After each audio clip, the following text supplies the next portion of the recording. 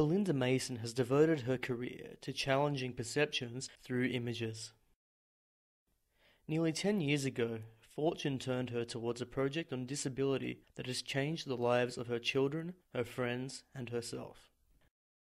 The Intimate Encounters project started in 1998, and it was really just by accident. I was, a commercial photographer, and I was asked to go and photograph a conference about sexuality and disability. I was just running late for it, and I had to run down the front and put my camera together and start taking photographs. And so I started to take the photographs, and just after the first few minutes passed, I turned around and I looked into the crowd, and there was a sea of people. There was no standing room. There were layers and layers of people everywhere who'd come to hear. And I also noticed the diversity of the people who were in the room and the cross-section of people with disabilities. It sort of just opened up a whole new world. And then, the funny thing is that,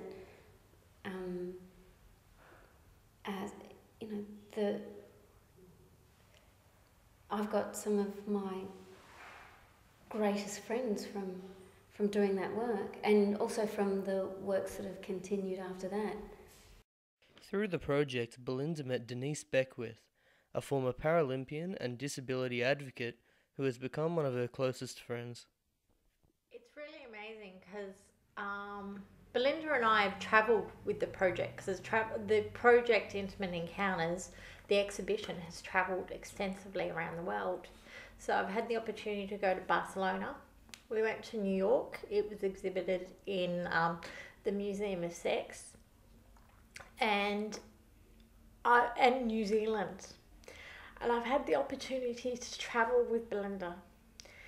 And the one thing that I find really amazing is that Belinda just takes you into her world, and she accepts you as you are. And she's a woman who's, just grown up in the Adelaide suburbs, but she now lives in the northern suburbs of Sydney, but she's never forgotten where she's come from. And she doesn't judge people on what they look like or where they come from. She just gets to know them. And that has been the most amazing thing for me. Her kids and her, and even her mum, has taken me into her life.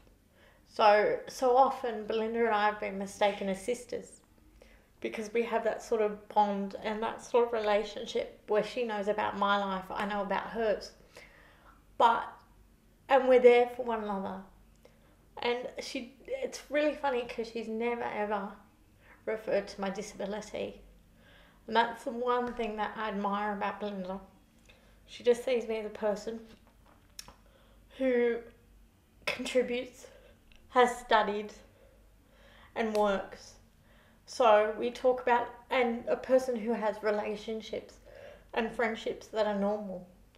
So she doesn't see me as anything special or brave or inspirational, and those are the three things that I hate most of all. It still evokes the same image, the same feelings for me.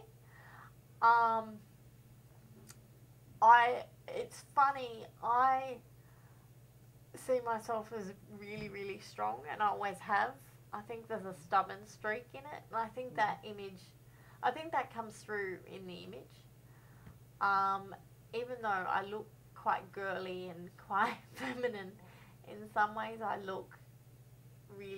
still look really stubborn, and like I don't give a shit what the world thinks of me. And that's only got stronger for me as I've got older, and this image was a stepping stone in that, because I got to see myself in a sexual sense for the first time, even though I'd had partners and stuff. This was the first time that I'd seen myself as really attractive and feminine, and it's quite funny me looking at the image now, because I am still surprised by it.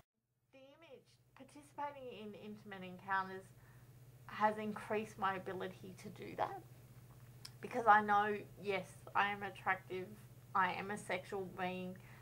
People with disability might not be seen as sexual beings by everyone, but we are, and there are people out there that are willing to get to know people for people rather than for their vanity. Belinda's photography has had a lasting impact on many lives, not least her own. But the biggest impact, it seems, has been on first impressions. Tom Sayers, Stillife.